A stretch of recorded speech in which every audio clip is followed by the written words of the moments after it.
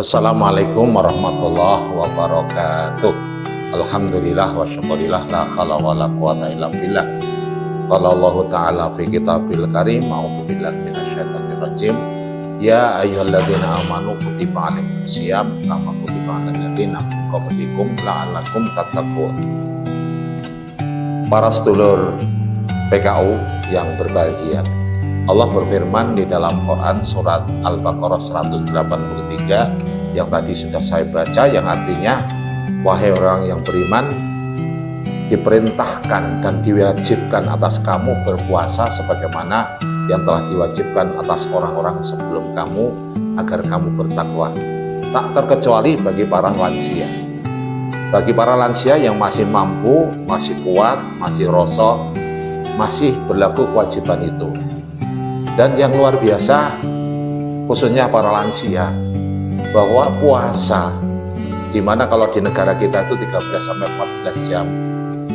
Kalau menurut seorang Profesor Ishinori Ozomi dari Jepang, seseorang yang mengalami lapar dari 8-16 jam, yaitu termasuk yang berpuasa itu, maka akan terjadi suatu reaksi yang sangat luar biasa dalam diri orang yang berpuasa itu, di mana minimal 18 jam sampai 18 jam.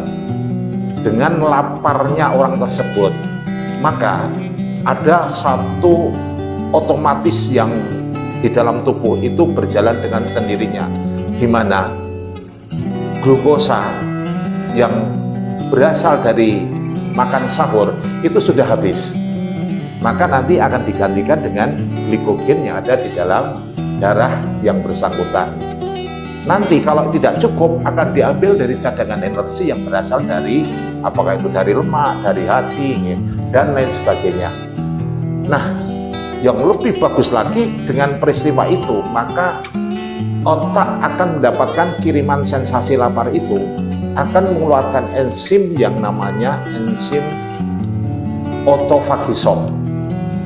Kalau Profesor Ishinori itu mengatakan ini adalah sapu raksasa, di mana enzim autofagisome ini akan menyapu bersih untuk membersihkan tubuh orang yang lapar tadi, di mana sel-sel yang rusak, sel-sel yang aneh, ya, sel-sel yang bukan seharusnya yang masuk dalam program sel yang bersangkutan seperti sel tumor, itu akan disapu habis oleh enzim fagisome itu.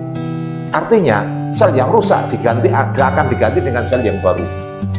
Dan ini bagi lansia sangat cocok sekali, karena di tubuh orang lansia itu banyak sekali sel-sel yang sudah mengalami degeneratif, di mana sel-sel sudah tua, sudah mulai rusak, akan diganti dengan sel-sel yang baru dengan mekanisme puasa. Apalagi puasa kita itu kan 29 atau 30 hari, di mana sel itu akan diganti dengan sel yang baru setelah dimakan oleh enzim fagisome tadi, akan tumbuh selama 21 atau sampai 28 hari.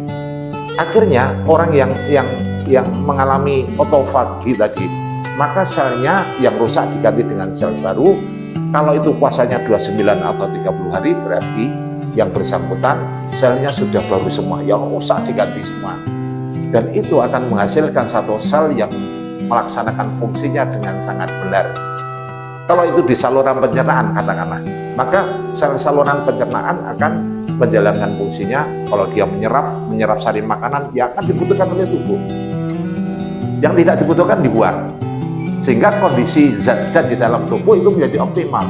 Katakanlah gula akan diserap dengan optimal, artinya kalau tidak dibutuhkan akan dibuang oleh sel itu, karena sel berfungsi dengan sangat optimal. Kalau kurang sedot, kebanyakan buang, itu sel yang normal gitu.